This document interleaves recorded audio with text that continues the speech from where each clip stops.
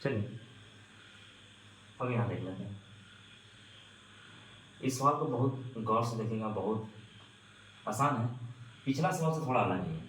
इसमें बोला जा रहा है कि दो साड़ी है और दोनों साड़ी को आप बेच रहे हैं। पहला साड़ी को आप जो बेच रहे हैं उसका दाम मार्कर दूसरा लेते हैं।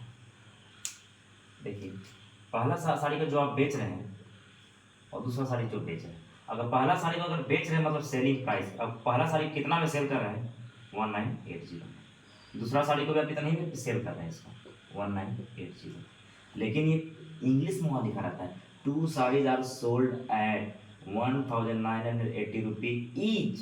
आपको ये वर्ड पढ़ना पड़ेगा और समझना पड़ेगा। आप साड़ी को पहले बेच रहे हैं और कॉस्ट प्राइस का कोई आइडिया नहीं दिया जाता है। तो आपको मालूम रहता है सर, क्या कॉस्ट प्राइस मालूम है इसमें? नहीं सर, पहले इसको खरीदे हो तब तो बेचे हैं। कितना पे खरीदे होंगे 100% आपको बता चुके हैं। मतलब ये आपको बताया जाएगा दूसरा कंडीशन, जितना पे आपने इसको बेचा है सर, आपने इसको बेचा है 10% का प्रॉफिट। इसको भी नहीं बताया गया कि आप पहले इसको कितना पे खरीदे और कितना पे बेच रहे हैं सर। इस बार अगर खरीदे होंगे सर, पहले कितना खरीदे होंगे 100%, बेच कितना पर है इसको 1980 पे। कंडीशन क्या है, इस बार इसको बेच रहे हैं लॉस के 10%। सवाल बहुत अलग है, पिछला सवाल इस सवाल में बहुत अंतर है। देखिए अगर आप प्रॉफिट पे बेचे सर 10%, आप जान रहे हैं कि इसमें पहले अपना आपका पॉकेट से पैसा कितना लगा था 100%, तो सेलिंग प्राइस कितना होना चाहिए sir? Cost price plus profit होता है, तो 100%। ये अपने पॉकेट से पैसा लगा, इसमें हम 10% कमाए सर, तो 10%, टोटल कितना हो गया 110%, ये तो सेलिंग प्राइस आ गया।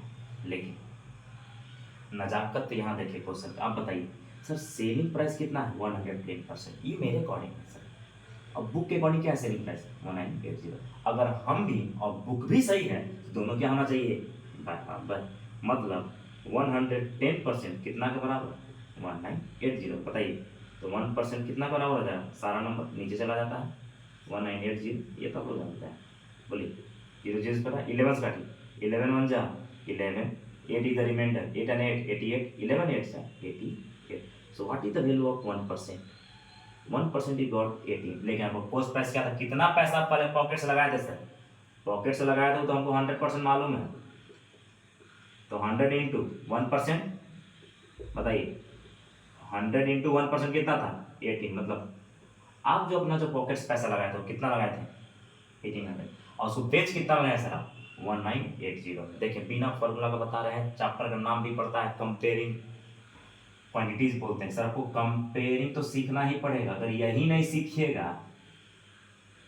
तो क्या मतलब वो चैप्टर पढ़ने का? फॉर्मूला पढ़ते रह जाइएगा और बना भी नहीं पाइएगा।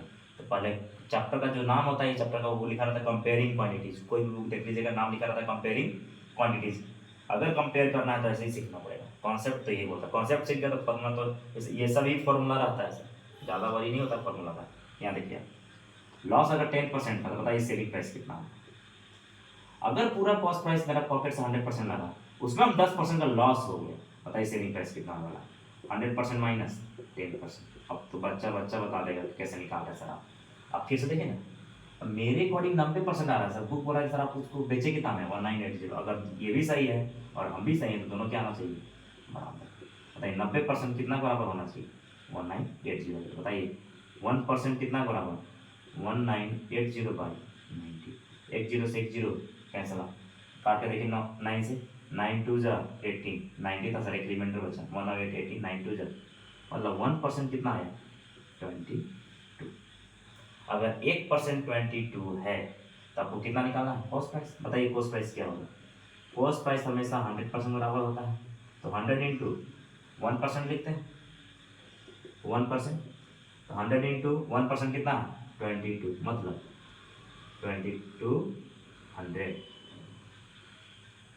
आपने इसको खरीदा इतना में था तो अपना पॉकेट से खर्चा लगाया था इस साड़ी के लिए 2200 का, बेच कितना में 1980, मतलब लॉस में तो बेच रहे हैं सर। लेकिन इसमें क्या था, आपने अपना पॉकेट से जो पैसा लगाया था इस साड़ी में कितना था 1800, बेचा कितना था 1980, मतलब आपने इसमें पैसा कमाया। लेकिन बात करें अगर कि ओवरऑल क्या था दोनों साड़ी के बेचने में, लॉस में गए कि प्रॉफिट में गए, वो हम लोग निकालते हैं। चलिए निकालने के लिए हम लोग पहले ये करते हैं, पहले निकालिए पूरा पैसा दोनों को बेच के कितना पाया, दोनों साड़ी को कितना कितना बेचे थे 1980 1980, तो 1980 लिखिए, फिर लिखिए 1980, बताइए कितना हो रहा है। यहाँ तो हमको लगता है कि 3960 हो रहा है सर, कि पूरा पैसा आपने कितना कमाया, पूरा आपने कितना पैसा बेचा, दोनों साड़ी कितना बेचा, 3960। पूरा पैसा जो आपने पॉकेट से खर्च किया वो कितना खर्च किया वो दिखाइए। पहला साड़ी में आपने खर्च किया था 1800, दूसरा साड़ी में आपने खर्च किया 2200, मतलब 1800 प्लस 2200 मिलके कितना आया सर, 4000। अब बताइए सर, पूरा पैसा मेरा पॉकेट से 4000 लगा सर, हम बेचने के बाद कमा रहे हैं सर 3960, तो क्या गया जी, मीनिंग तो इसी समझ में आ रहा है सर कि लॉस हो रहा है सर। क्या हो रहा है, लॉस हो रहा है। बताइए लॉस कितना, क्या हो जाएगा, कॉस्ट क्या हो जाएगा लॉस, बताओ। अगर बुक में लिखा था क्या, selling price minus cost price, या cost price minus selling price लिख देता है, जो भी लिखे सही है। एक में माइनस आना है, दूसरा में नहीं होता, दूसरा में समझना पड़ता है। कुछ भी लिखेगा सही होता है सर, कोई उसमें मीनिंग नहीं गलत होता है। देखते हैं बहुत सारे टीचर को काट देते हैं, काटना नहीं चाहिए, वो सही ही होता है। बताइए कॉस्ट प्राइस कितना था, 4000, सेलिंग प्राइस कितना है 3960, कितना हो गया 40, तो लॉस कितना का जा रहा होगा, 40 का जा रहा है। कितना पे लॉस हुआ सर, 40 रुपये का मेरा लॉस गया सर।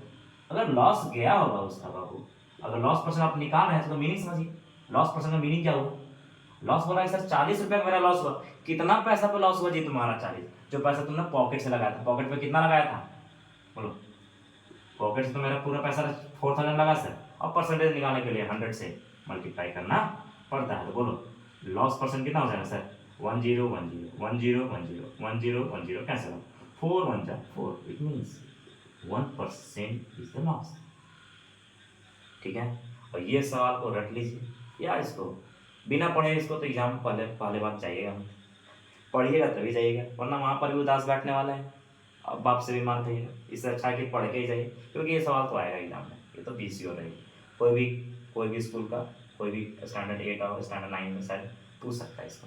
ठीक है, चलिए ऑल द बेस्ट, मिलते हैं फिर नेक्स्ट वीडियो में।